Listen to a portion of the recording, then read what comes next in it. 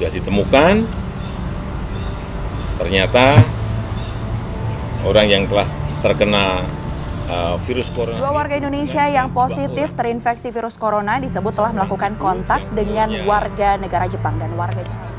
Udah terdeteksi dalam dan putrinya 1 Maret ini kita lakukan pemeriksaan. Penelusurannya sudah dilakukan. Jadi kita begitu dengar berita. Sejak virus corona muncul di Indonesia, pemerintah melakukan PSBB, meliburkan sekolah, memberhentikan segala alat transportasi massal, menghimbau masyarakat agar melakukan karantina mandiri di rumah, dan semua hal yang menekan penyebaran virus.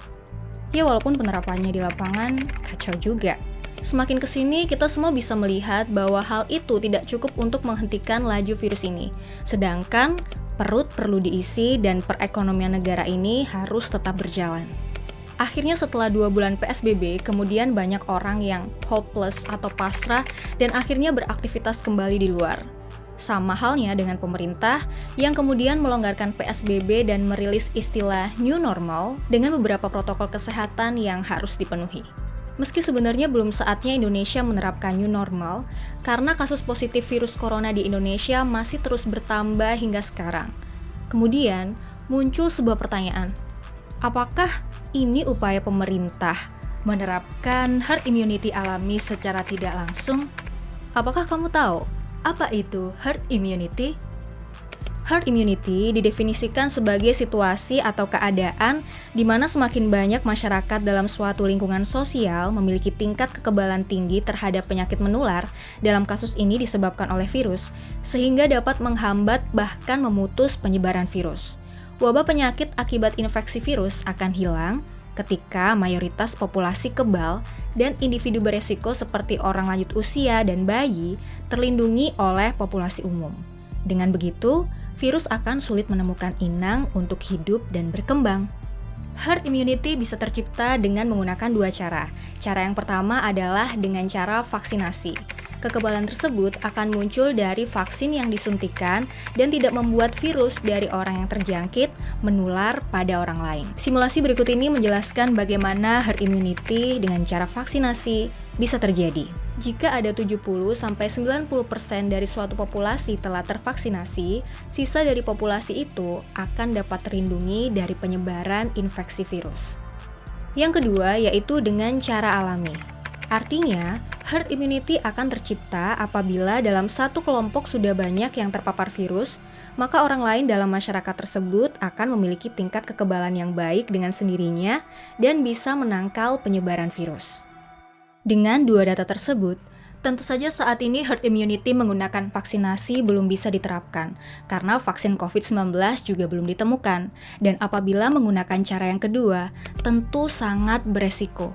Karena seperti yang kita tahu, penularan virus COVID sangat tinggi. Bisa-bisa yang kita lihat hanyalah kematian massal, dan tentu saja kita tidak ingin melihat itu. Ketika pandemik flu 1918 atau familiar disebut flu Spanyol, dunia pernah dengan terpaksa menjalani langkah alami membentuk herd immunity. Penyakit ini dipicu oleh infeksi virus influenza terjadi dari Maret 1918 hingga Juni 1920. Sekitar 500 juta orang atau sepertiga populasi dunia terinfeksi virus ini.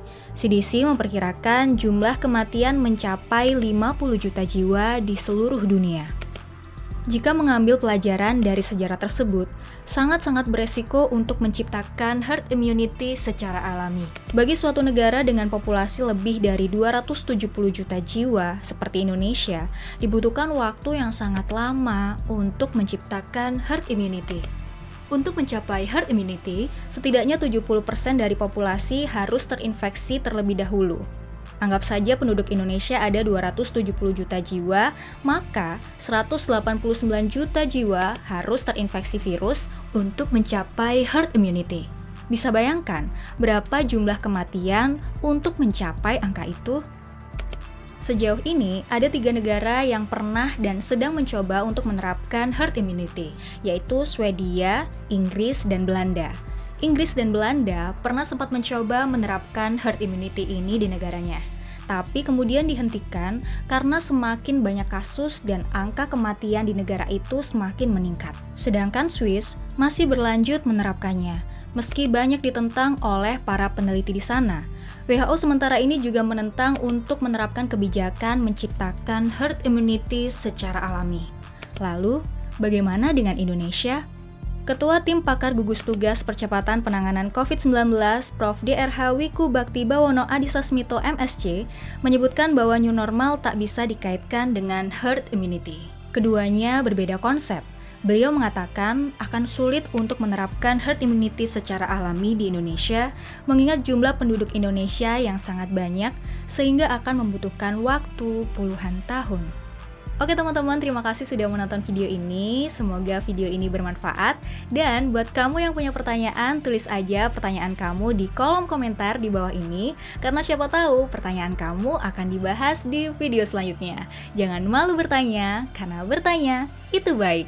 Jangan lupa pakai masker dan jaga kesehatanmu ya. Bye!